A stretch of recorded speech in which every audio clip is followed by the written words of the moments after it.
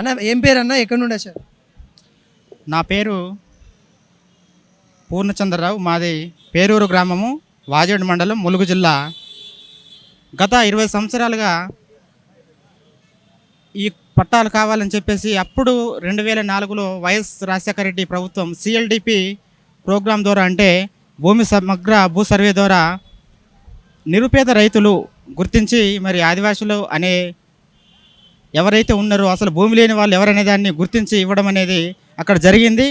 అందులో ముఖ్యంగా ఏంటంటే ఇచ్చినటువంటి భూమికి గవర్నమెంట్ కూడా కొన్ని లక్షల ఎకరాలు, అంటే లక్షల ఎకరాలు కాదు, మనకు కొన్ని లక్షల అమౌంట్ ఖర్చు పెట్టి భూమిని మన చదును చేసి మరి బోర్లు వేయించి అదేవిధంగా విద్యుత్ కనెక్షన్ కూడా ఇప్పించి మరి సాగు చేసుకోండి చెప్పేసి పట్టాలు ఇవ్వమని చెప్పేసి మరి అప్పుడు గవర్నమెంట్ ఆదేశించింది. అయినప్పటికీ మరి ఆ గవర్నమెంటు ఆ టైంలో నిమ్మకు నీరెత్తినట్లుగా మరి ప్రవర్తించింది.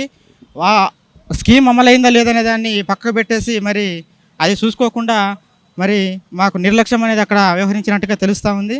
కాబట్టి మా ముఖ్య డిమాండ్ ఏంటంటే అన్ని సంవత్సరాలుగా చేసినటువంటి ఎవరైతే నిరుపేద గిరిజనులు ఎవరైతే ఉన్నారో వారు ముఖ్యంగా చేసి సగం మంది, అంటే దాదాపుగా అనుభవకాలం నుంచి ఇప్పటి వరకు కొంతమంది చనిపోయిన వాళ్ళు కూడా ఉన్నారు.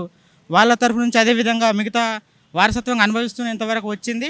కాబట్టి మాకు ముఖ్యంగా ఈ మరి పోయిన గత ప్రభుత్వం కూడా మాకు ఎటువంటి న్యాయం చేయలేదు. కాబట్టి మరి ఈ యొక్క ప్రభుత్వంలో కూడా మమ్మల్ని గుర్తించి తెలంగాణ పట్టాదారు పాస్ పుస్తకాలు ఇప్పిస్తారని చెప్పేసి మా యొక్క డిమాండ్ సార్. ఇప్పుడు చూసుకున్నట్లయితే మనకు అక్కడైతే మంత్రి అయితే సీతక్క గారు ఉన్నారు, తన దృష్టికి తీసుకెళ్లారా?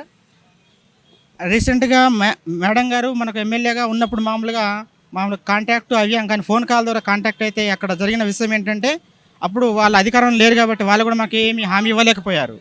కాబట్టి మేము కూడా ఇక్కడ అధికారంలో ఉన్నటువంటి పార్టీ అని చెప్పేసి మేము కలిసినప్పటికీ మనకేంటంటే ఫోన్ ద్వారా కానీ మాట్లాడడం డైరెక్ట్గా కలవలేదు. వీరయ్య గారు ఉండేవాళ్ళు. డిస్టిక్ వస్తేనేమో మీది నియోజకవర్గం ఎమ్మెల్యే భద్రాచలం కాబట్టి అక్కడికి వెళ్ళి కలవండి అని చెప్పేవాళ్ళు. ఇక్కడికి వస్తేనేమో మాకు ఎమ్మెల్యే గారు అందుబాటులో ఉండేవాళ్ళు కాదు. డైరెక్ట్ మేమే కలెక్టర్ గారికి వెళ్ళి కలిసేవాళ్ళం. కలిస్తే వెళ్ళి తహసీల్దార్ గారికి కలవండి, వాళ్ళు చేస్తారు అనేవాళ్ళు. తహసీల్దార్ గారికి కలిస్తే వాళ్ళు ఏమనే వాళ్ళంటే ఇంకా గవర్నమెంట్ నుంచి అసైన్మెంట్ ఆర్డర్సే రాలేదు, మరి అవి ఎలా చేయాలి, ఇప్పుడు మేము చేయము, అవి ఆర్డర్స్ వచ్చినప్పుడు చేస్తామంటే మరి కొంతమందికి చేశారు కదండి, మరి ఇవి గవర్నమెంట్ వాళ్ళే ఇచ్చేసి 20 సంవత్సరాల నుంచి నిరుపేదలు తిప్పించుకోవడం ఎంతవరకు సాధ్యం?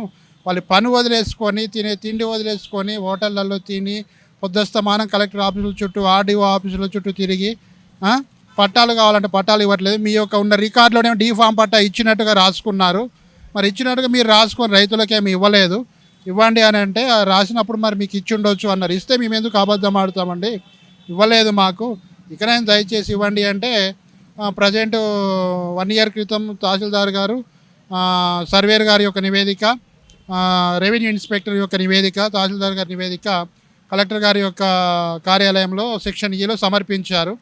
సమర్పించిన తర్వాత మళ్ళీ మేము వెళ్ళి కలిసాం.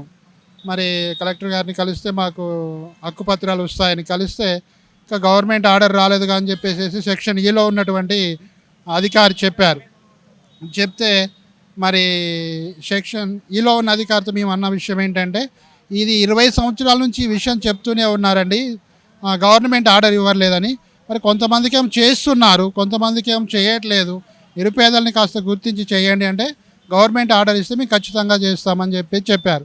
కాబట్టి ఈరోజు మేము ఇక్కడికి రావడానికి కారణం ఏంటంటే ముఖ్యమంత్రి గారికి మా యొక్క విన్నపము సమర్పించుకుంటే మా యందు దయ ఉంచి మరి గవర్నమెంట్ వారు ఈ అసైన్మెంట్ భూములకు ఆర్డర్స్ ఇస్తారనే ఆశతోటి మేము ఎక్కడనో ఛత్తీస్గఢ్ బోర్డర్లో నుంచి దగ్గర 700 కిలోమీటర్ల నుండి ఇక్కడ దాకా వచ్చి మరి శ్రీ మహారాజా ముఖ్యమంత్రి గారికి మా యొక్క వినతిపత్రం సమర్పించాము. ఇకైనా మా యందు దయ ఉంచి మా యొక్క ట్రైబ్స్ యొక్క వినతి పత్రములను పరిశీలించి తూచా తప్పక మరి మాకు హక్కుపత్రం అందించాలని మీడియా వారు కూడా మా యొక్క విషయాన్ని దయచేసి 35 మంది అండి, మనిషికి 2 ఎకరాల చొప్పున చేసుకుంటున్నారండి. 35 మంది కూడా గత 20 సంవత్సరాల నుంచి సాగు చేసుకుంటూ వస్తున్నారు. ఈ యొక్క విషయాన్ని మీడియా మిత్రులందరూ కూడా ప్రభుత్వం దృష్టికి తీసుకెళ్ళి నిరుపేద ఆదివాసులను గుర్తించి మరి 700 కిలోమీటర్ల నుంచి ఇక్కడికి వచ్చామంటే చాలా ఛార్జ్ అవుతుంది. మరి ఈ విషయాన్ని మీరు మాకు సహకరించినట్టే మీ మీడియా మిత్రులందరికీ కూడా మేము రుణపడి ఉంటాం. మీరు చేసినటువంటి మేలును కూడా మేము ఎన్నడూ మర్చిపోమని మీకు అందరికీ కూడా కృతజ్ఞతలు, ధన్యవాదాలు తెలియజేస్తూ ఉన్నాం.